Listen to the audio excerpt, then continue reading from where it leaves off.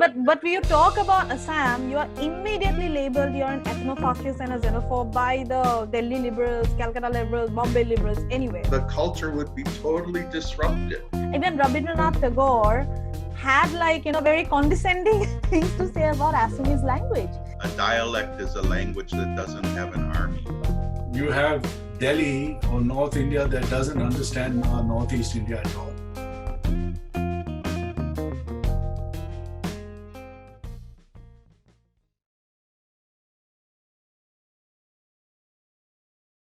Hello, this is Evil O coming to you from Udaipur, and today I'm very lucky to be talking with a very special guest, Shaheen Ahmed, and you're currently in Australia, I know.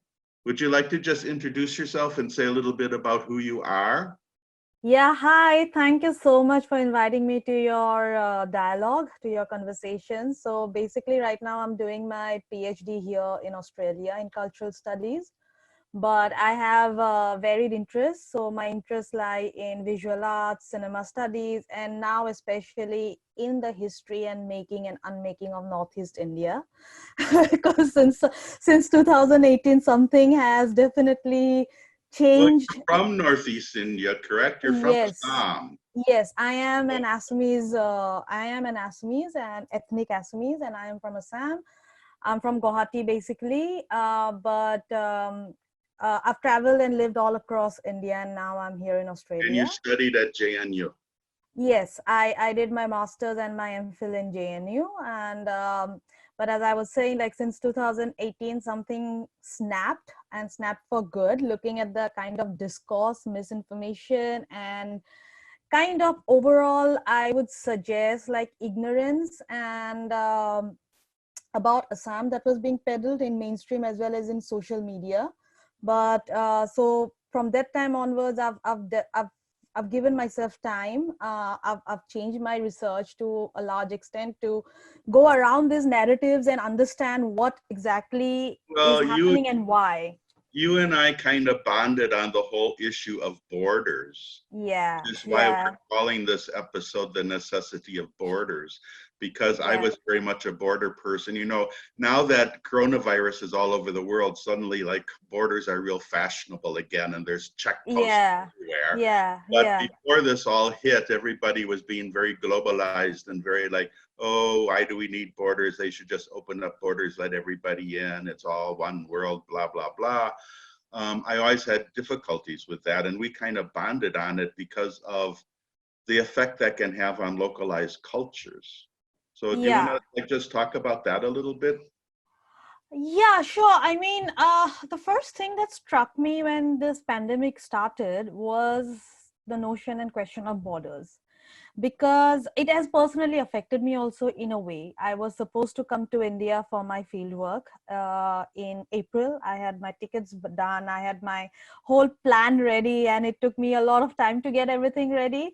But once the pandemic started, the first act that most governments across the world did was to shut down their borders.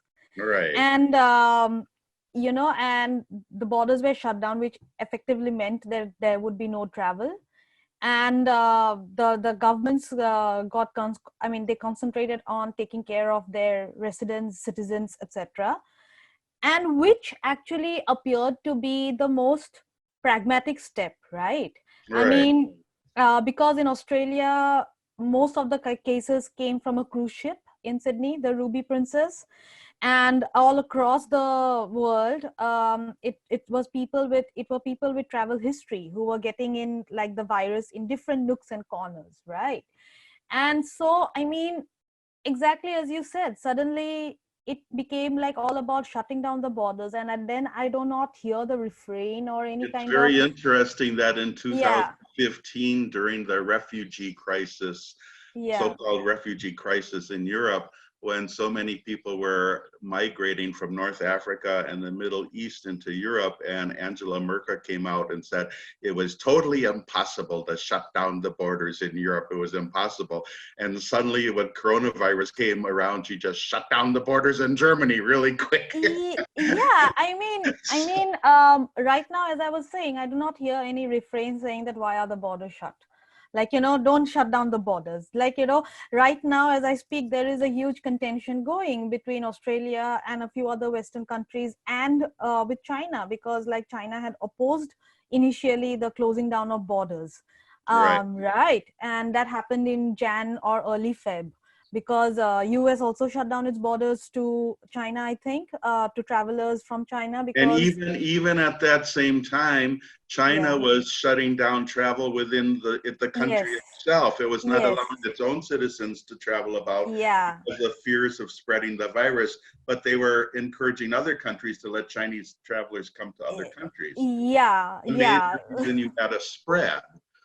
So So, yeah, so I mean, this is like, what do I say? I mean, I really don't have any words to describe this whole thing. It's just very hypocritical on the part of the Chinese government, at the very least, that I can say. But I think the closing down of borders has definitely helped in, like, flattening the curve, at least in Australia. And we are like in a much better condition than many other places, including the US, of course. So but yeah, I want to go back to Assam a little bit because that's when we first really sort of bonded over Facebook a little bit. yeah, Because, yeah, and maybe you've changed your positions, but when I first started like talking to you a lot on Facebook, you were actually quite pro NRC. You were I pro still am. NRC, but you were against the CAA. So the Yeah. Citizenship Amendment Act you didn't like at all. You were very against that, but you were very pro the National Register of Citizens. Can you explain why the NRC was important to Assam in your opinion? Yeah. So when I talk, firstly, I want to make this clear. When I talk about the NRC and my support, I mean the NRC in Assam, because that was a long pending, what do I say, like, promise to the people of Assam from the central government. It was promised in 1985, and it finally came to fruition. Like, the process started from 2015 onwards, right, after 30 years.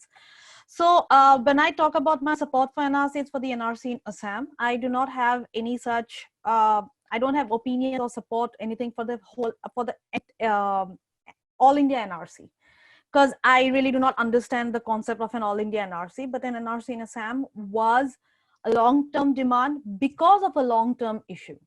And the And long-term issue what is was the long-term issue? Can you yeah, explain it to people who may not know? yes, I'm coming to that. The long-term issue is migration Right. and illegal immigration to Assam from Bangladesh, right? First, it was East Pakistan and then Bangladesh. I mean, it's a historical reality, that the demography of Assam has completely changed since colonization because of colonial tactics in the late 19th century. They first got in like the administrative Bengali class to when they started, like, I mean, Assam got colonized in 1826. It was one of the last provinces in the map of India that we know currently to be colonized, right? I mean, so when Assam got colonized, when the colonizers came, they had to break, they wanted to, I mean, they wanted the administrative system there And to by the colonizers, you mean the British, of the course. British, yes, of Okay. course. Right. So when the British came, they also got along the Bengali middle class, who by the 19th century was running the administration in British India. So they got over. This is how, like, Bengali kind of came first. And then for 40 years, Assamese was removed as the state language in the 19th century. So in Okay. 19th century, Bengali became the state language of Assam for 40 years. And so that was one thing. Then toward, I mean, a lot of, I mean, after a lot of fight by Assamese intellectuals were also come up by then, by writers, by thinkers, and by missionaries. The missionaries really backed Assamese language. And in fact, the Okay. first Assamese publication was printed by the missionaries, Orunodoi. So the missionaries also backed the Assamese, and then finally, after a 40-year struggle, Assamese became the state language again in Assam. I mean, this is how historic the problem has been. And then again, towards the, I mean, by the late 19th century and early 20th century. Immigration happened because of tea plantations, enforced labor was being brought to Assam. Then again, because of cultivation, because of wet rice cultivation. I mean, as Assam was not marked for, I mean, it's not known for the wet rice cultivation, because which is a cash rich cultivation. So they got in a lot of East Bengali Muslims at that time to take over land, because Assam had a lot of land, right? I mean, it Okay. is lots of indigenous people there, communities, different kinds of indigenous communities. So you And say they were basically bringing in cheap labor. absolutely, Yeah, okay. absolutely. And That's so, and generally what it all comes down to, cheap labor. yeah, so, and then, like, land policies were also kind of worked around with, so that, like, the people, the cultivators get land for cheap. And so, like, this is the history. This went on and on. And then when partition happened, so many people from East Bengal came over to Assam. Then again, when the Indo-Bangladesh war happened in the early 1970s, then like, there has been a huge immigration to Assam. Then it has continued throughout. Now, what I want to make it clear is that there is a difference between economic immigrant and a refugee, right? So Yes. And that's one thing drives me crazy, because yeah, whenever these debates happen about borders, people just so happily blur the lines between yeah, refugee, immigrant, illegal immigrant. You're not even supposed to say illegal immigrant anymore. You're supposed to say yeah, undocumented alien, blah, blah, blah, all of these word games. And it makes a huge difference. And I get angry when you're talking about illegal immigrations and somebody pops up and say, well, yeah. immigrants contributed so much to our country. Did you know so-and-so was an immigrant? It's like, yeah, but that's not necessarily an illegal immigrant. That's a different thing. And there's Yes, also different things between one or two people sneaking in and a mass migration. A mass migration changes the culture. That's one of absolutely. my big issues. I mean, one can say that culture is ever evolving, and, like, there is no fixed nature to culture. But I can tell from my personal experience, I mean, my lived experience, the history of Assam, I have seen how indigenous people have been, like, left high and dry, you know today. So when partition happened, the people who came, I absolutely term all the people, irrespective of religion, as refugees, because it was a partition. There was displacement, although Assam was not affected per se, but still people came. Now, again, when we're talking of borders, and when I say Assam was not affected, let me just make this very clear, because these are very contentious things that I'm saying. It has to be very, like, specific. So Yes, um, Assam, as we know, is also a colonial construct, right? right. Because when India got independence, that's when all the borders were drawn up, and some parts which were never historically part of Assam. Now, one can go back to ancient times and, like, say that this was a kingdom, that was a kingdom, but um, historically, through the medieval period, or, like, early modern period, and from there, early modern period, certain areas were, like, put into Assam's map. For example, the area which is called Koch Bihar, Goalpara, that was the Koch kingdom, and some parts went to Bengal now, in modern day Bengal, and some parts have been brought to Assam. And also the Barak Valley, which is Sylhet district, one of the most populous and biggest districts from current Bangladesh, was attached to Assam in the late 19th century by the British. They had a referendum in 1947, and most of the Sylhetis voted to go to Bangladesh, but a certain part remained in Assam, right? But Okay. historically, these were never considered as parts of Assam. So the borders have been remapped throughout the colonial history and in the early post-colonial period, right? Hmm. So, what was I saying? So I got lost. Yeah, this is I'll the confuse you history. Yeah, more. I mean, you made some big long posts on Facebook, and I yeah, mean, you're Muslim, or you're from a Muslim heritage or a Muslim family, whatever, and yet you were having real issues with Bangladeshi Muslims moving into the Northeast, because you were arguing, if I remember right, that they're basically not the same sort of Islam, that there was some sort of change taking place. Am I right about that or not? No. It's not that. Basically, I am an Assamese Muslim, or what we term as Khilonjia in Assamese, or slash indigenous.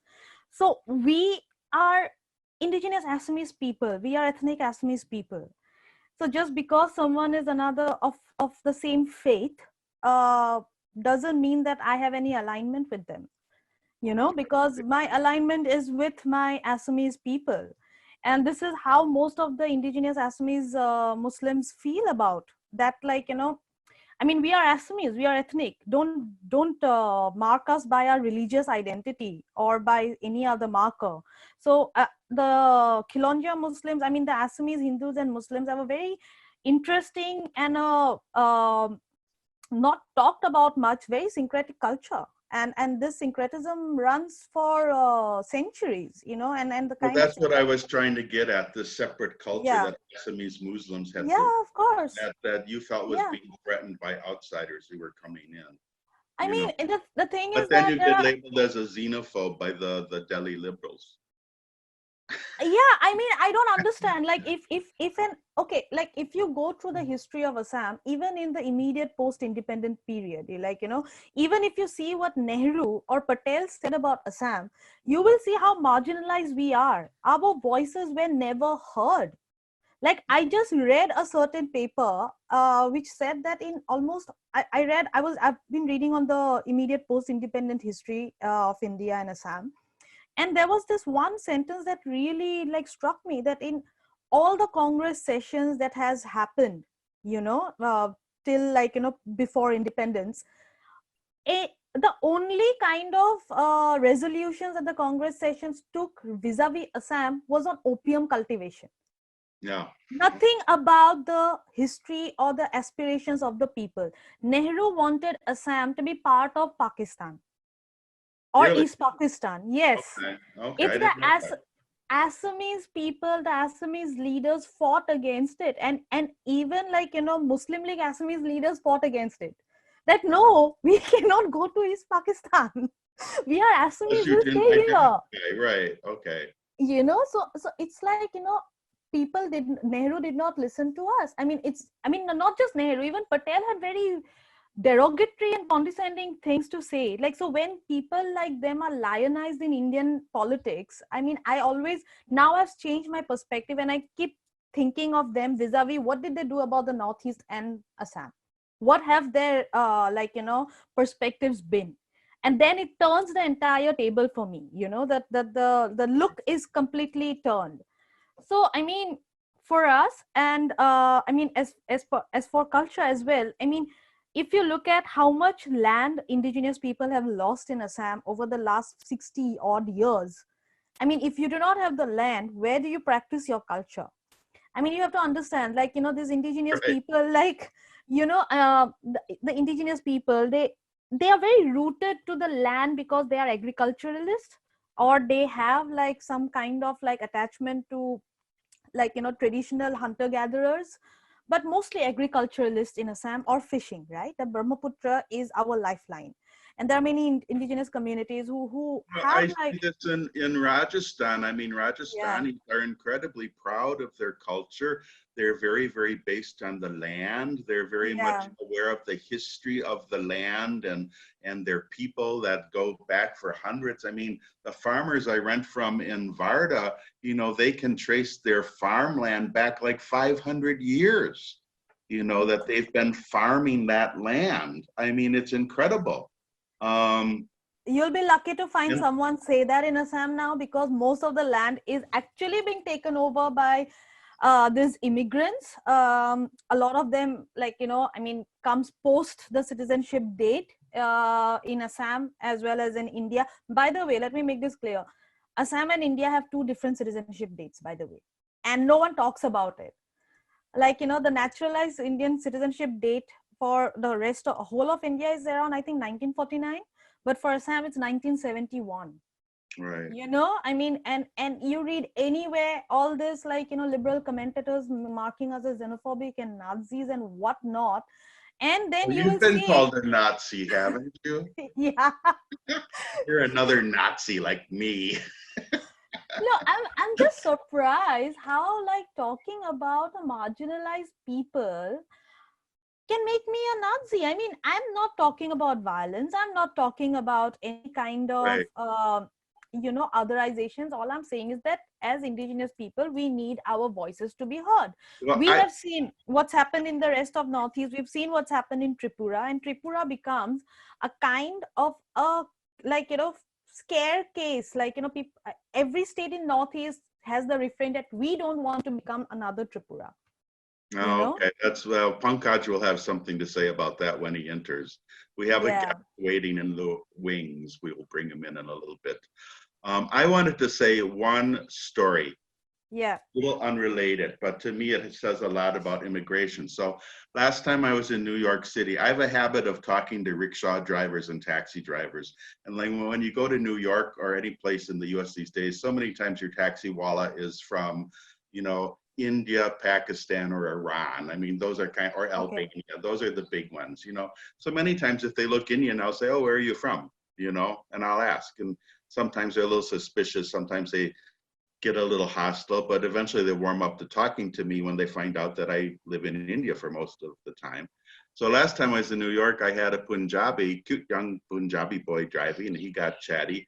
And I just asked him, I said, well, they used to have like a lottery system. I think they still do, where, Okay. if you weren't a doctor or a lawyer or something, you could get into the US on a lottery to fill certain job requirements where they felt Okay. Americans didn't want to do these jobs, is the line they always said. So I asked, did you come in on the lottery? And he said, no. And I said, well, how did you get in? And he said, well, you have that big wide border down south, with Mexico, and I said, oh, I see. So you actually came across the river? And he said, yes. He's being very open with me. We're having a nice conversation. So it was like, and I know how these people live, because I mean, he probably was living with, 3 other boys in a room, driving taxi all day and sending most of his money back home to his Back home. family Yeah. in Punjab, because that's the way it works.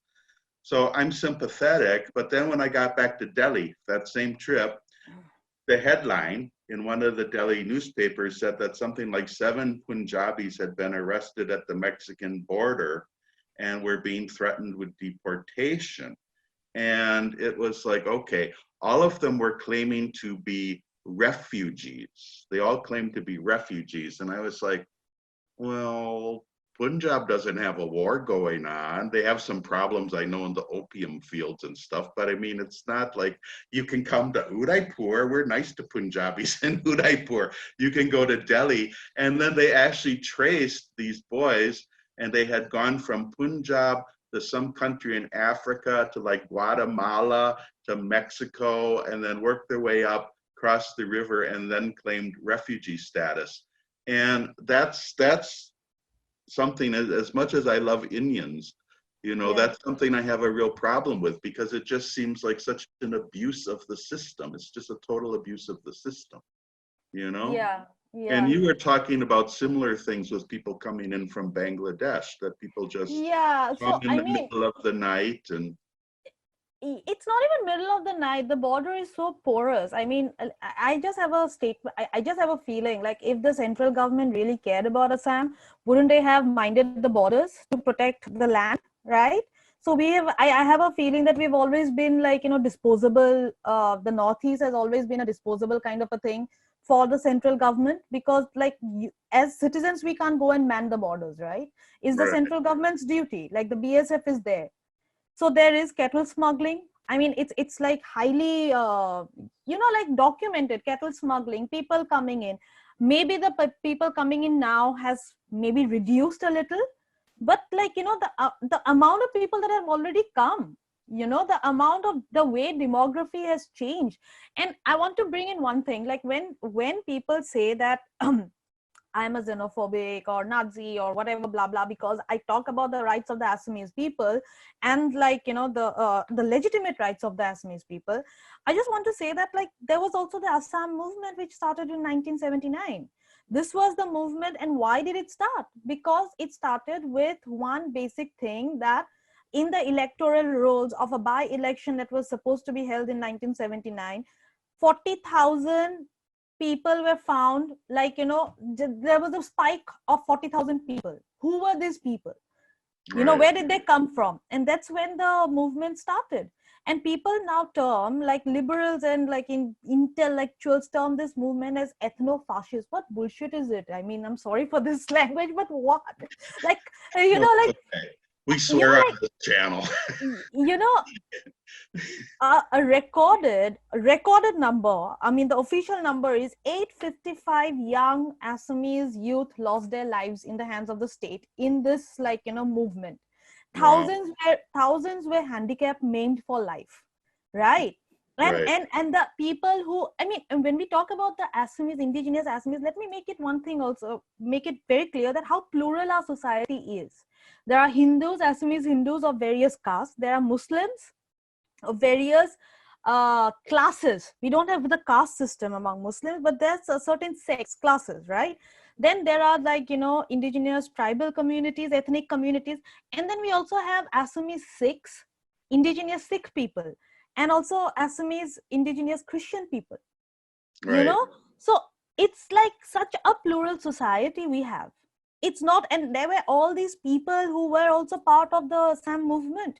In Yeah, I fact, mean, at heart, I believe in a certain amount of multiculturalism because, I mean, I'm an immigrant too. I came to India and sort of settled down, tried to remain legal here. But, you know, there's a difference between a few people coming with permission, you know, to integrate into society or even remain in their own little enclaves or whatever. But it's like, it's totally okay to control that. It's like, I always say, I love Rajasthanis. I really love Rajasthanis. I also love Italians. Italy's my next favorite place, you know.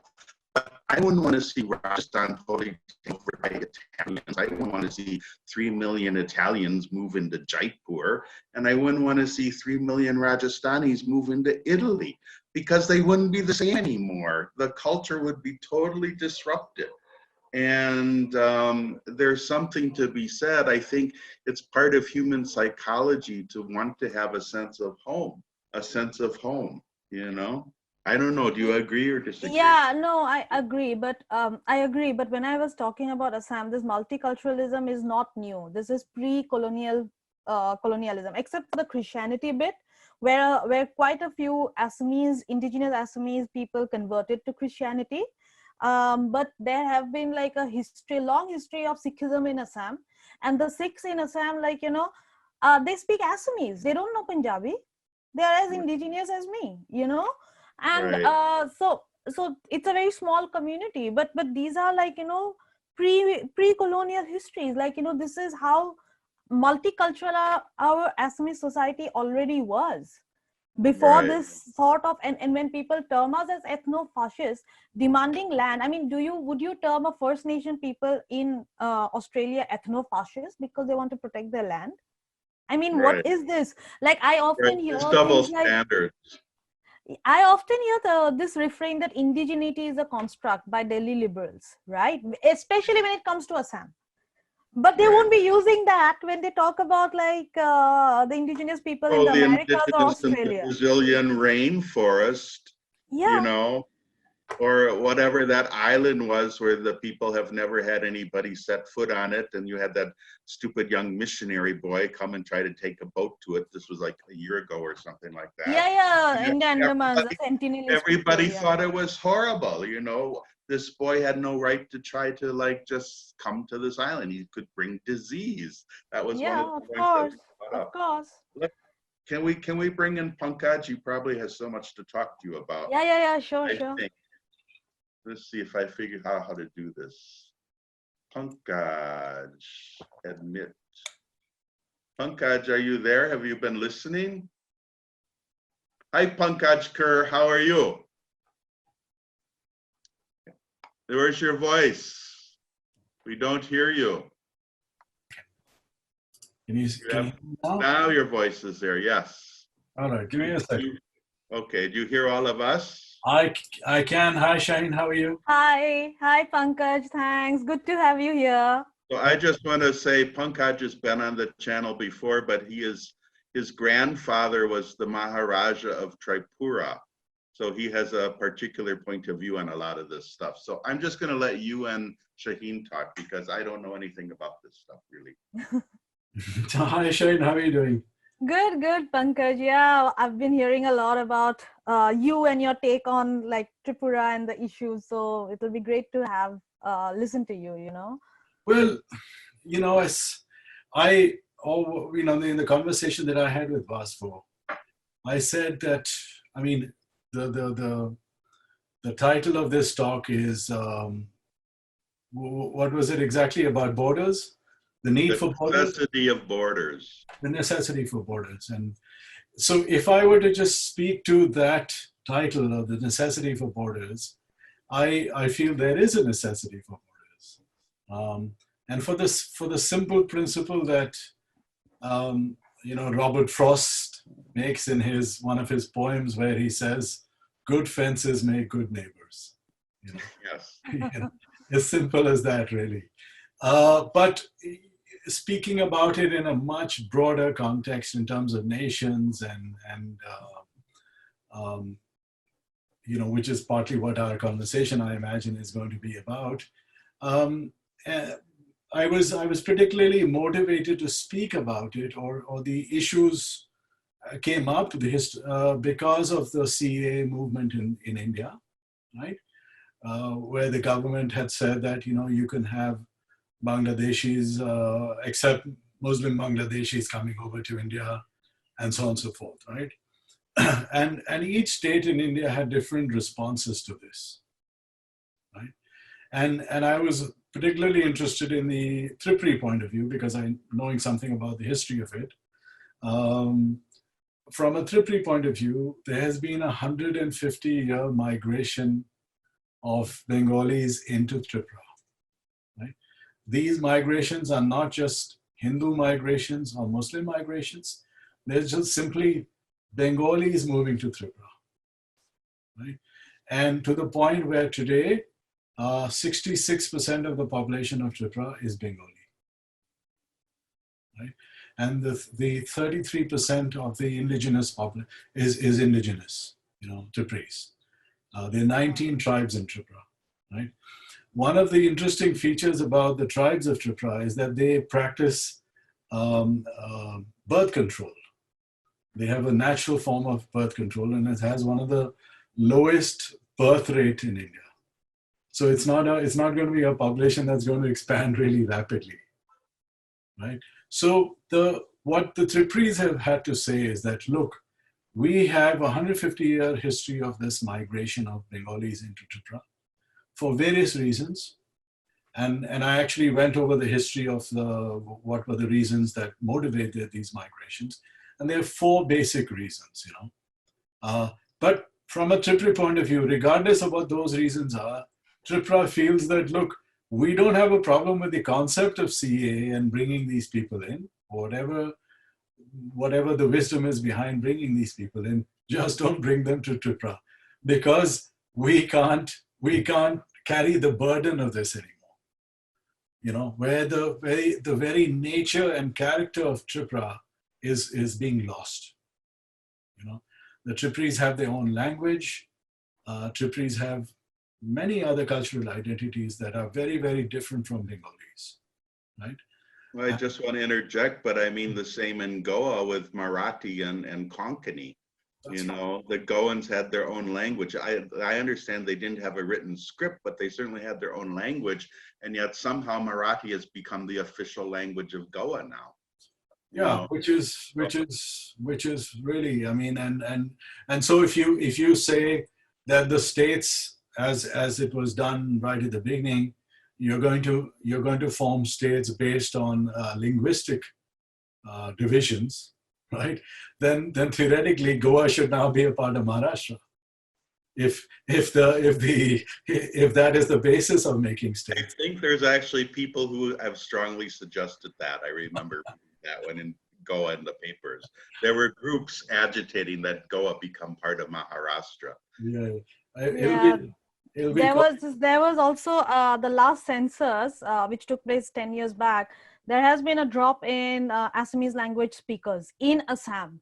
Yeah. And in this census, I fear there was a 10% drop. So now in this census, I won't be surprised if there's a further 10% drop. Assamese are slowly on the. I mean, it's not a paranoia. It's like the statistics are speaking for themselves. I mean, if you disregard the census of India, then I mean, I have nothing to say. I mean, that is one of the most important statistical tools for all of us, right? And that shows that the Assamese is declining, and Bengali is also rising. I mean, and people don't want to accept these hard truths. And also, you were asking me about the CAA and NRC. I spoke about the NRC, but I didn't speak about the CAA. I honestly feel that the CAA is a tool for the BJP to legalize the Hindu illegal immigrants from Bangladesh and Assam, because that forms the vote bank. For the Congress, it was the Muslim Bangladeshi vote bank. And, that is why there has been a huge popular mass uprising against the CAA, because that's the last frontier for us in the frontier zone in protecting our culture. Because once you say a yes to this, once it is implemented, in Assam, how are you going to manage? How will you ever put a stop to it? They may say 2014, but with every legal thing or law in India, we've known how people can find loops and go around it. Assam will be finished beyond any kind of I mean, there will be no redemption for Assam if this comes into act. It's already done. I mean, unbelievable that a former Assam movement leader like the current chief minister could actually say a yes to such an anti-Assamese bill, because when people cross over the border, they will not go to Maharashtra, they don't go to Madhya Pradesh. Their first zone, it will be Tripura or Assam. And if you see, the ILP has been established in all other states in the Northeast except these two states, because these two states are where this vote bank will play. These are major vote banks, and these are the places where the demography changes are happening at a very fast rate. Yeah. I mean, nodding your head, you agree with this? Yes. Yeah, absolutely. I mean, I mean, I don't know how far to take this conversation, but when in 1947, when Tripura was divided into, there were two parts of Tripura. And one part of Tripura stayed in the hands of the Bangladeshis, and one part, actually what happened was Tripura did not become a part of India till 2 years after independence, right? So for 2 years, it remained in the hands of the king. But as an independent kingdom, part of Tripura, the more productive part of Tripura was taken away and merged with East Pakistan at that time, right? And recently, so one of the conversations that has been taking place in Tripura is that what is the cutoff date? When do we recognize, that these people are Indians or not, And the date that was constantly keeps coming back is 1951 and things like that, right? One of the questions I was shocked to see was that there's even conversation about how to claim that land back from Bangladesh. And the article that I read in the paper, it specifically said, will the BJP and the RSS bring that land back into to this thing? So I agree with it in the sense that it's a complex thing. There are many historical issues that need to be understood before any of this is done, right? Now, I can give you one example of where I agree with making someone an Indian citizen, which is that in 2015, there were some 150 enclaves of Bangladesh inside Kuch Bihar, right? And I don't know, 100 enclaves of India or 160 enclaves inside Bangladesh, right? And they, after 41 years or 60 years or whatever it is, they agreed to give that land back to each other. And this people living in those villages were given the choice of whether they want to be Bangladeshi citizens or Indian citizens, right? And most of them actually have chosen to be Bangladeshi. People living in Bangladeshi enclaves in India chose to be Indians. Now that was decided by international law agreement between Bangladesh and India, right? And so here is a case where there's a due process by which 10,000 Bangladeshis are being made Indian citizens, you know, Yeah. and that's a valid one. Mind you, those people are apparently still in some sort of a fenced up area in Bengal and Assam, you know. But the point is, it's a legal process, right? Yeah. But other than that kind of process, I mean, and we've known this. This has been going on since 1974. It's not just the BJP doing it. The Congress has been doing it. The BJP is just following their playbook. Exactly. Do you read or no? Yeah. I mean, a very interesting thing I want to say. I mean, the migration, as I said, like, you know, as I said, it started from late colonial period onwards, and which has kept going on. Very interestingly, India doesn't have a deportation treaty with Bangladesh, you know. So even if Bangladeshi citizens are being caught on a very regular basis in Assam, even today, like, you know, every alternate day you'll find someone or the other being caught, right? Yeah. Even like, you know, I mean, they say that they are from Bangladesh, and there are instances of where like the BSF hands over like, you know, bunches of people over to the Bangladesh border force. But in a lot of cases, the Bangladesh government just says that no, they are not our citizens. It happened 2 days ago in Tripura. Yeah, a lot of times they just say that. But I remember reading this article. It was published in The Wire in 2018 about an old woman who was in Silchar, I think, which is in Assam, and who came via Tripura. And she came in the land in just some time back, you know, because she was lured to come. So, you know, it's open, like even in like, you know, alternative media websites are publishing the stories where like, you know, this porosity, this kind of movement is open. But to say that it's a normal thing, I have a huge problem with that, because it's not normal, because it has harmed the indigenous people, like, you know, already marginalized people, marginalized by the Indian nation state, and marginalized in also in so many terms. Yeah, like, I mean, there are communities in Assam which have a population of less than 5,000 people. Can you believe it? You know, like, I mean, there are certain small Buddhist communities, there are small, like, you know, non-Hindu, but like, you know, they have their own ritualistic practices, like communities. Such small communities, their lands are being taken away. We also have to factor in the natural environmental aspect. So the Brahmaputra floods every year. There's nothing you can do about it, right? And then there's erosion also happening. So now indigenous people have to face it year after year. And then there is also an onslaught of this immigration coming over and taking over like lands. Such large swaths of land have already gone in lower Assam, you know, and now, like, you know, towards upper Assam, now also this migration is continuing. And you know what, this is also leading to a lot of division within society, within communities. I mean, just stop this, no? Like, give the indigenous people their rights. And now with the Citizenship Amendment Act coming in, I mean, what do they want? Like another cycle of violence in Assam? Like Assam already, like it starts with an anti-immigration movement because our demography is changing. Then it goes into like, you know, an entire armed rebellion, armed movement against like, you know, the Indian nation state. And then suddenly somehow there is some peace. And again, the peace is being like, you know, completely shattered. Yeah. It's frustrating.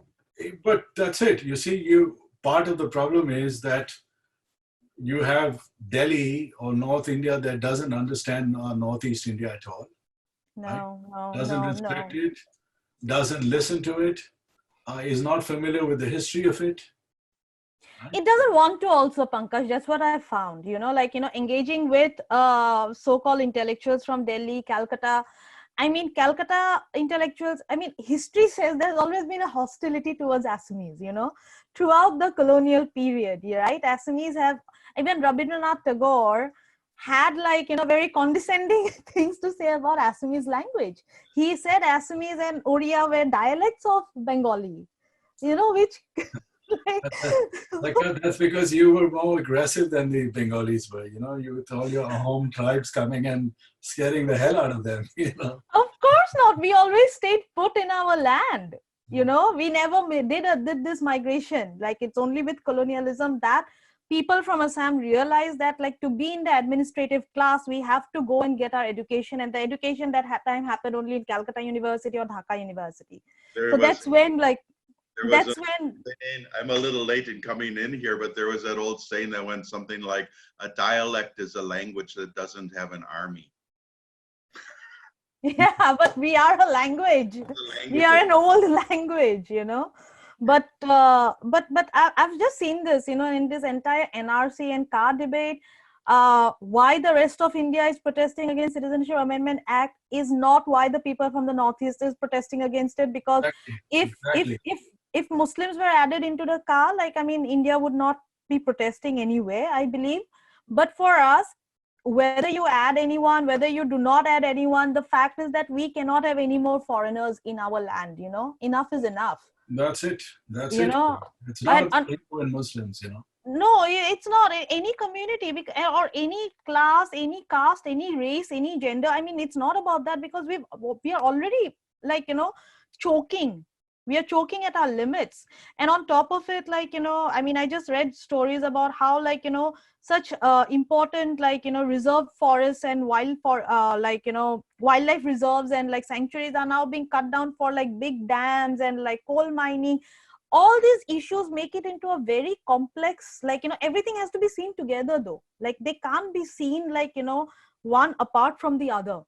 Everything comes together, and everything has always been against the anti-indigenous people of Assam. That's what I can say. That's how it has been. We could be talking about Brazil. Yeah. It's really the same thing, you know. It's just the same. But when you talk about Assam, you are immediately labeled, you're an ethno-fascist and a xenophobe by the Delhi liberals, Calcutta liberals, Bombay liberals. Anyway, there's no amount of, like, you know, there's no like there's no eagerness, there's no, like, you know, kind of empathy towards the struggles of our people. I mean, 855 young Assamese, like, you know, men and women did not die just for the heck of it, right, during the Assam movement. And thousands, like, you know, maimed, as I already said. I mean, but what was that sacrifice I just want to interject something that's probably going to throw a whole wrench into the conversation. But then, can you have sympathy for the much maligned little Englander who says, well, England isn't English anymore because of mass migration? I mean, it's kind of the same thing. It is totally, Buzz. Well, you and I have been talking about this, right? But reading Douglas Murray's book on the strange death of Europe was actually a very good basis for understanding the whole CAA from a Tripura point of view. Right. The same issues. I mean, do I want to be...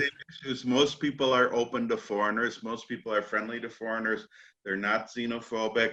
They're not racist. I mean, I can tell that in Udaipur, everybody's very friendly. But if my population grew, if white American population in Udaipur grew to be so many that it started to seem like there were more of us than there were local Udaipurians, Miwaris, there would be a problem. There would be, and I would even go as far as to say, rightly so. Yes, of course. You know, I would totally say so. That's the whole concept of a homeland. Yeah, I mean, you know, in the globalized world, we seem to have made the idea of a homeland as something that's verboten. I want to use a German word because Hitler always used the word the homeland. What was the German word? Vaterland. The Vaterland, you know, yes, we need the Vaterland, the homeland. So it's all become so discredited. But I think people derive a whole lot of comfort from the idea of a homeland, that it is their place of birth, their place of origin, where their culture comes from, where their religion comes from, maybe whatever, blah, the food, the cuisine, all of that. It's home. It's the homeland. And taking that away from people makes people very anxious and disoriented in the world. And, you know, that's funny, Boswell. You know, I speak German, so I'll just throw in something here. Yeah. The Germans have the word for homeland is actually Heimat. Okay. And it comes from the word Heim, which is home, you know. The Saxon word Heim becomes in English home.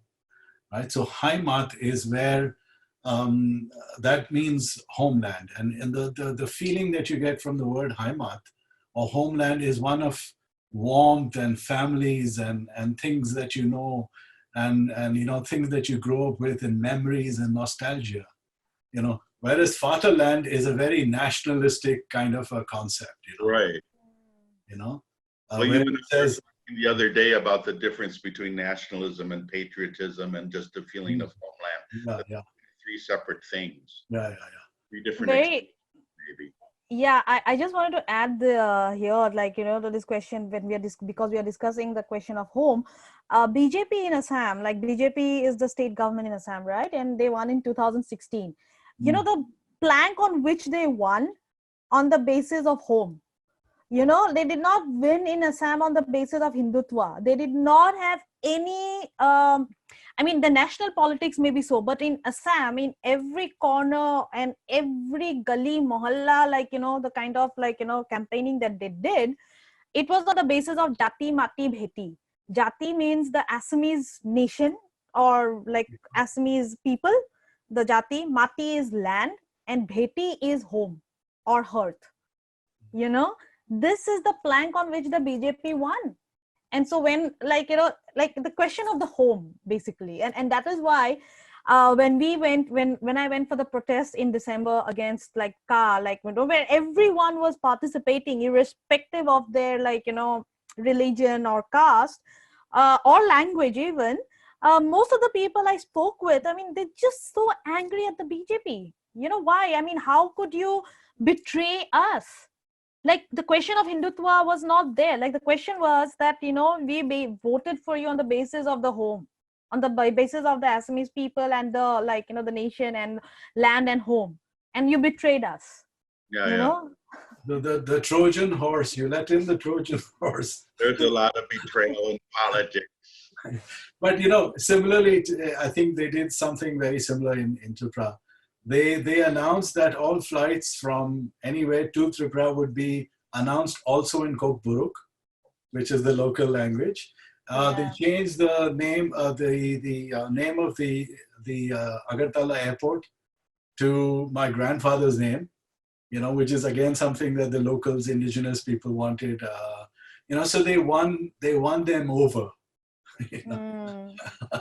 But it's always like this, you know, just give and take, a little lollipop here and there. Like, I mean, that has how the history been, right? I mean, also when I talk about the borders being a colonial construct, because when the borders were done, a lot of indigenous people were left, I mean, who share same contiguities. Like, you know, there are Nagas who are now in Bangladesh, there are Garos who are now in Bangladesh, like All the in, Chittagong. all in Manipur. Yeah, or in Manipur, and like the Chittagong hill tracts, you know, there are, like, you know, so many communities, and also, like, you know, the settler colonialism that's happening in Chittagong hill tract is very interesting. Okay, like the settler colonialism of, like, you know, the Bengalis in CHT has made so many of the indigenous people from there, communities from there, come over to, like, you know, rest of the northeast, right? I mean, where will they run? They can't run to like Andhra. They can come to, like, you know, Arunachal Pradesh or Tripura, with which they share the border. Then they're like the Chakma refugees, for instance, and no one talks about it. But, like, you know, the Chakmas, even though they are Buddhists, even though they, like, you know, share some contiguities, still the people have difficulties in accepting them because they are not indigenous to Arunachal Pradesh, right? For instance, or to, like, you know, Mizoram. There are some Chakma people there as well. Mm. I mean, these are the kind of, like, you know, discussions, like, you know, no one talks about. It's just so easy to make everything into a Hindu Muslim binary, both for the right and for the left, Yeah, you know. and the reason for this is the minute you get into these kind of conversations about Chakmas, Riams, all of Yeah, the tribes, you cannot have this conversation just within India. You have to even bring Burma into the picture. absolutely. Yeah, I mean, yeah. Manipur was under Burma kings, things like that, you know. In fact, I'll tell you a really interesting story. Maharani Gayatri Devi from Kuch Bihar, Hmm. her son married the sister of the king of Thailand. Oh, Okay? wow. Ask me why. Why? Because one of the belief systems is that the word Assam and the word Siam have common roots. Oh, Wow, I didn't know that. wow, interesting. Yeah. I mean, they do say, right, that the Ahoms do have a Thai connection, because that's why they say like they are Thai Ahoms, right? Hmm. So like very ancient kind of connections and all. That's right. Yeah. But And but yeah, very interesting. Yeah, that's I right. didn't know about it. No, I didn't that's know. right. And so even in Tripura, you have tribes which are part of the tribe is in Tripura, part of the tribe is in North Burma. Yeah, yeah, yeah, yeah. Of course, yeah. And you cannot have these conversations without everyone involved because everyone has a common history. Exactly, but that's what like modern borders have done, is to, like, not just create nation states but also displace certain indigenous people. But this is the conversation, this is the discussion that's not there in the intellectual sphere in India. Like it's not even considered. Everything is a binary. You are an ethno-fascist, or like you are like an anti-nationalist, or you are a Nazi. I mean, what is this labeling terms? I mean, my conditions, my issues may not have anything in similar with the people in Bihar or in Punjab. You know, like, our issues are like completely as different as chalk and cheese, but we are always lumped because it helps enable lazy mainstream understanding. I mean, no one talks about the Chakma issue in mainland India, for instance. It's just one instance, right? Never I even mean, heard of it. and you must, and no one talks about settler colonialism in either, like, the Chittagong hill tracts or the northeast of India, like Tripura, Assam, whatever is happening by a majority dominant community. At the end, like, if you see, Bengali is a dominant community, right? I mean, if we go by language, it's one of the third or fourth highest speaking language in the world. That's right. And how much are, like, the people who speak Mishing language, who speak Karbi, who speak Boro, who speak Assamese. you know Assamese will still be something like, a large compared to Mishing speakers or Karbi speakers or Dimasa speakers or Boro speakers. Yeah, my Mrs. Gandhi once asked my mother to go and stand for elections Okay. because she was the only one who could speak Kok Baruk, Right. and this was how they were trying to get the tribals to get with the Congress. I'm talking about early 70s. Yeah, I mean, the history of Tripura, I mean, I read a fantastic essay, actually. I mean, that essay has become my go-to essay to, and I recommend that essay to everybody. It's by this professor at TIS Guwahati. His name is R.K. Deb Burma, and he wrote this beautiful essay on Agartala as a settler colonial town. Mhm. And basically, it's about, like, the surprise, the Communist Party of India. And how they changed Agartala completely from having, I mean, the urban scape is just one way. Like, he uses it as the axis to talk about the whole of, like, Tripura, Mhm. through the urbanity. I mean, how the Communist Party, like, basically, through changing the urban scape, through the like, politics of naming and, like, renaming, etc., completely did away, like, invisibilized the original inhabitants of that land. How the statues kept coming up, how, like, Subhash Bose's statue comes up suddenly in the middle of nowhere, and someone who had no history and nothing, like, to do with Tripura, for instance. This is just an example. So yeah, it's all parties are the same when it comes to the Northeast. But that's because you have to ask the communists of Tripura whether they're Bengalis first or communists first. You know, I think you'll find your answer there. You know, Yeah, of course, like, and the way to test it is to make him not eat fish for 3 months. If he can survive that, then he's a communist. Otherwise, we know he's a Bengali. For sure. Yeah. Oh, this is a good conversation. We're up to an hour, and I had just another question. I think we all, if I can summarize, I think we all agree that borders are necessary, but sometimes there can be disputes about where borders should be, because sometimes where the borders run cause difficulties in and of themselves, right, Shaheen? I think yeah. we basically believe that some sort of multiculturalism can be a good thing, but not when an indigenous culture becomes so displaced they feel like, they use the common phrase, a minority in their own homeland. We all sort of agree on that, right? The, We're all, the only the Yeah. only thing I would say, I mean, also going back into last 200 years of history, is that be careful who's making these borders. Yes. I mean, that's actually the root of most of the problems is really lies in that. So many of the Yeah. borders were drawn by colonialists That's right. that we're stuck with in the modern world, and that's That- the heart of so many problems. that's right. I mean, and the only other example I could think of in recent times where such a a new border has been created was between Eritrea and South Sudan, where they were able to work out their historical, differences, right? But, whether you look at the Nelson-Pico line all the way in the Middle East, or you look at, I mean, even if you just look at the border of Northeast India, which includes then partly the border of with Tibet and China, right? That's where a lot of and with Bangladesh, I mean, we haven't really resolved all our issues. Well, you look at the way Iraq was created in Iran, and what happened to the Kurds. Yeah, that's what I mean. I mean, that whole thing. Largely because of British history. Yeah, so be careful who's doing, making these borders too, and what their intention is really.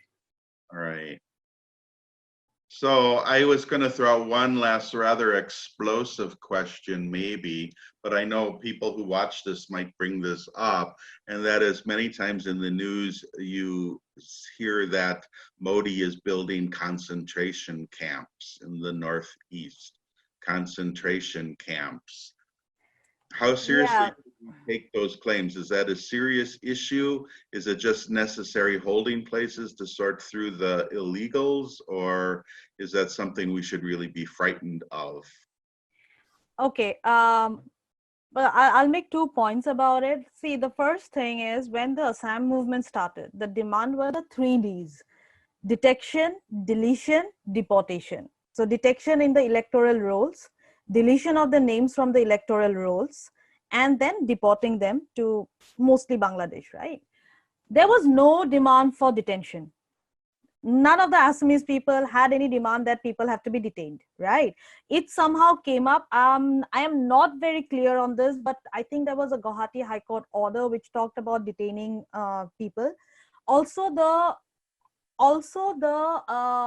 Indian Passport Act and Foreigners Act, I think, makes it clear that if you make if you have illegally entered, or you've overstayed your visa or something like that, you will be detained and whatever, right?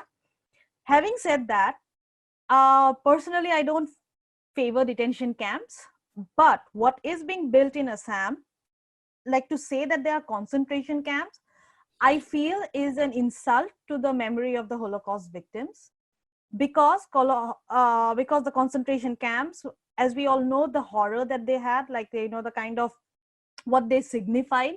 These are supposedly big detention camps where families can stay without where there will be all kinds of medical thing, and even schools within the premises. I mean, there has been nothing on paper to suggest that people will be stripped of their human identity, of their individual identity, will be given just assigned numbers, they will be made to do hard work, and they will be stripped to make wear uniforms, etc. And they're Building gas chambers. yeah, no, I think to say this detention centers that's coming up all across India, not just in Assam, but especially Assam has been in the focus for the last 2 years, and people have written so much about it, saying that these are concentration camps. I honestly feel that it's an insult to the memory of the Holocaust victims. But personally, I do not think that we need detention centers, because what are they going to do? They are going to just keep people inside for 2 years, and then they are going to anyways let them out. Right. This is what is happening. It serves nobody any purpose in Assam, at least. People are being detained and just let out. Your opinion on that? I really like Shaheen's distinction that she's making between, not calling it detention camps. I really like that. I mean, internments, places of internment or quarantine, detention, whatever you want to call it, Right. but definitely not concentration camps. No, they Right. are not concentration camps. I mean, people are being, of course, people have died, like, because of many issues, like as people die in Indian prisons, right? I mean, Indian prisons are not the best places to be. So there have been deaths, unfortunately, people who have been arrested because of, like, doubtful citizenship.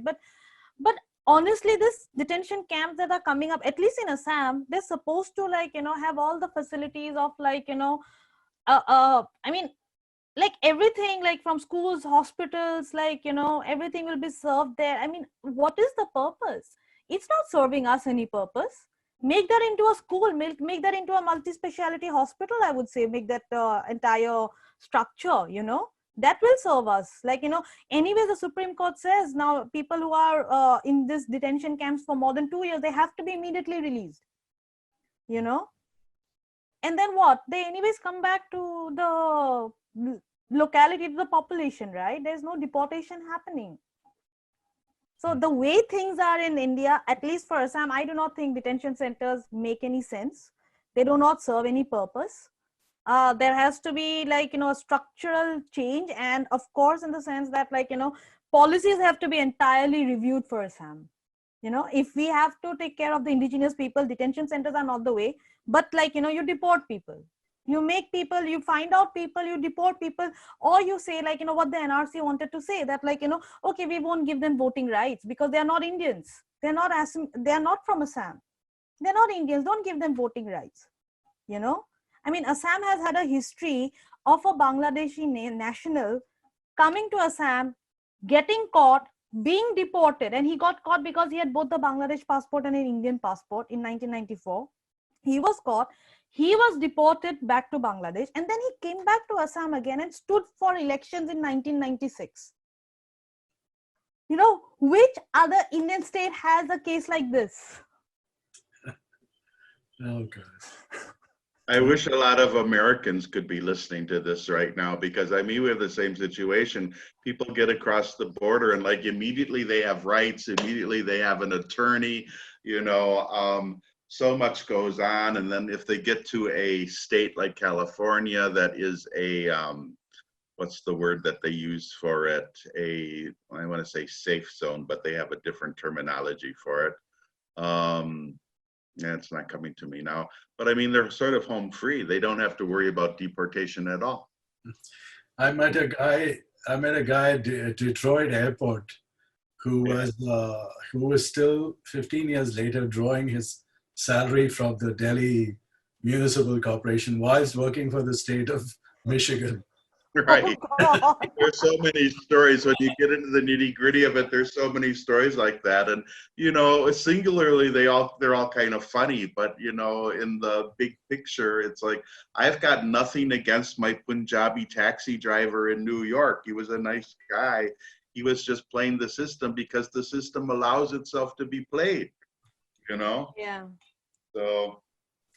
Also, just one more thing I want to just throw in. I know it's probably longer than you need to, but just since we are having a conversation. Okay. It's very interesting how individual states in India have decided to enforce their boundaries with each other.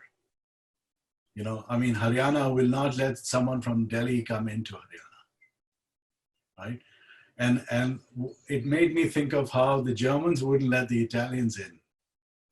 You see, and now you have this India, which then has, whilst we are Indians, we also have this other identity as a Haryanvi or a Punjabi or an Assamese. And these are the sub-nation states.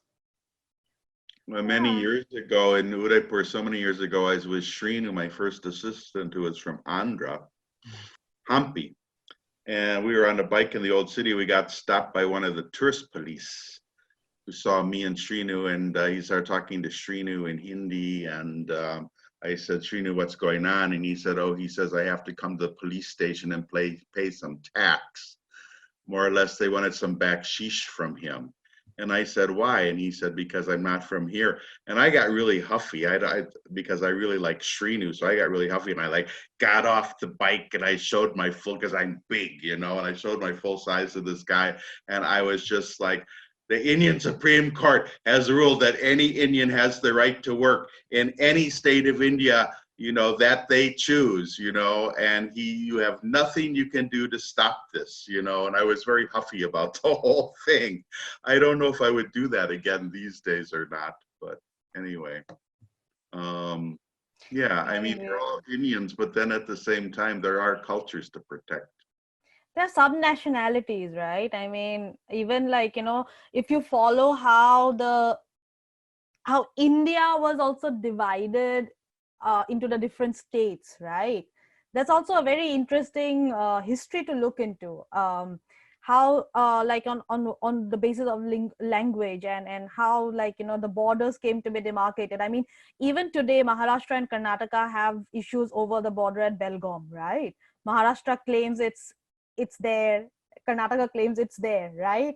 So there is this Kannada and Marathi issue there. So it's the whole debate is very interesting, and subnationalities exist. To be honest, I encourage it.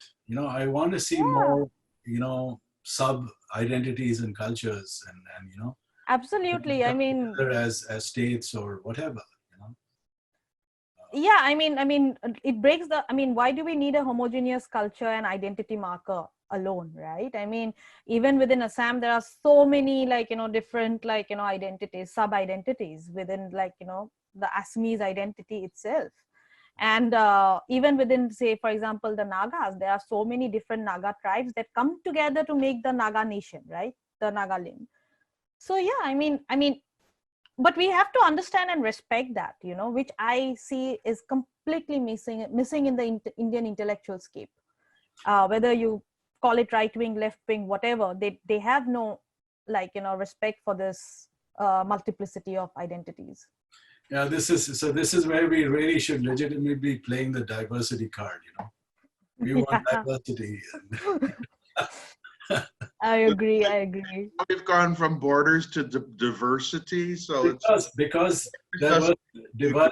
Really, good fences make good neighbors. Even for diverse neighbor wants to grow carrots and one neighbor wants to raise rabbits. You're going to have a lot of fighting in a wall fighting between the carrot man and the rabbit man. That's right, and in fact, Robert Frost's poem, where the quote "good fences make good neighbors" comes from the poem called "Mending Walls." Yeah. Where, there would. I mean, somebody had the apple tree and the pine tree. And Anyway, I think we have to call this quits. I'm afraid that the recording's just going to cut off. So I'm going to say goodbye. Shaheen Ahmed, thank you. Yes, thank you, Vasu. Very nice. Thank you, Vasu, for this lovely conversation. Thank you so much. Thanks a lot, Pankaj, for joining us. Properly, and I'll try to have it up on Wednesday on YouTube. Okay. Thank you. Sure. All right. Bye.